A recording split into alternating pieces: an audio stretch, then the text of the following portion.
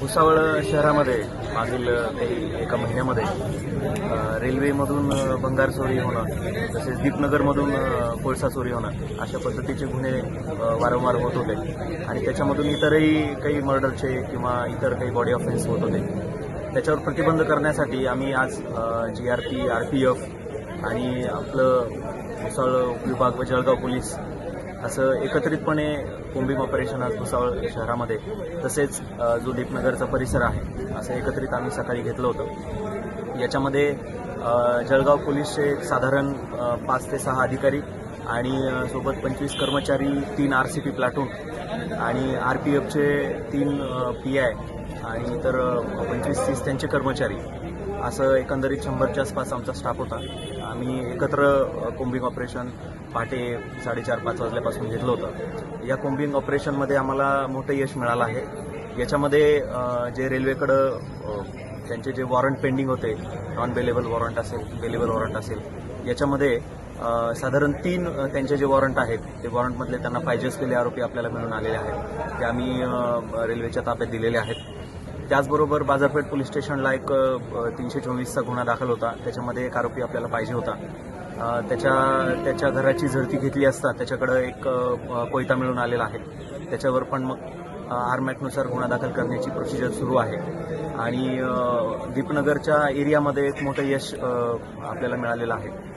तिथं एक सुरवाडी म्हणून आरोपी आहे जो आपल्याला एक साधारण 50 किलो केबल आणि त्याच्यासोबत केबल कट करण्याचं सामान, तसेच एक चोरीचा गुन्हा आहे तालुक्याला, त्या चोरीच्या गुन्ह्यातलं पण मटेरियल त्याच्याकडे मिळालेलं आहे. त्याच्यामुळे त्याच्यावर महाराष्ट्र पोलीस ॲक्ट 124 प्रमाणे आणि जो चोरीचा गुन्हा आहे त्याच्याप्रमाणे आम्ही पुढील कारवाई त्याच्यावरही करतो आहे.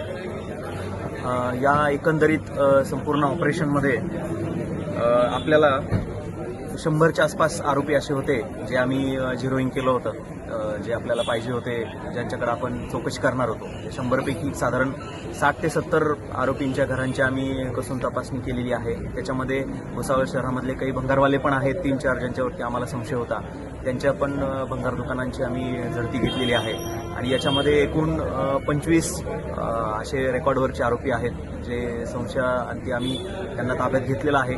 त्यांची इतर चौकशी करतोय. त्यांच्याकडून आम्ही क्रिमिनल डोजियर फॉर्म भरून घेतोय, जेणेकरून RPF, GRP आणि भुसावळ उपविभागातले इतर जे पोलीस स्टेशन आहेत आपले यांच्यामध्ये आरोपींची माहिती जी आदानप्रदान होईल, आरोपी कोण आहेत, काय आहेत याची आमच्या कर्मचाऱ्यांना ओळख होईल, जेणेकरून भविष्यामध्ये अशा प्रकारचे गुन्हे परत घडणार नाहीत.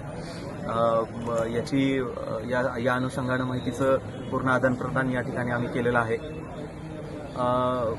हे जे कॉम्बिंग ऑपरेशन घेतलं याच्यामध्ये आपले जळगाव जिल्ह्याचे पोलीस अधीक्षक आदरणीय श्रीकांत दिवरे सर, अपर पोलीस अधीक्षक संदीप गावित सर, त्याचबरोबर आपले रेल्वे RPFचे जे कमांडंट आहेत चित्रेश जोशी सर यांचं मार्गदर्शन आम्हाला मिळालं. आणि त्यांच्या मार्गदर्शनाखाली आम्ही स्वतः, त्याचप्रमाणे रेल्वेचे इकडचे यांचे असिस्टंट कमांडंट सर्व, माझे PI सर्व आणि यांचे PI असे एकत्रित हे ऑपरेशन आम्ही राबवलं होतं.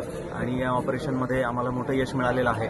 आणि निश्चितच याच्यामुळं भुसावळ शहरामध्ये जे काही भंगार चोरीवरून दीपनगरचा पॉवर प्लांट असेल किंवा रेल्वे स्टेशन असेल, जे गुन्हे घडत आहेत त्याच्यावर निश्चितच काही लगाम लागण्याची आम्हाला अपेक्षा आहे. आणि येणाऱ्या काळामध्ये अशाच पद्धतीचे जॉईंट ऑपरेशन आम्ही राबवणार आहोत.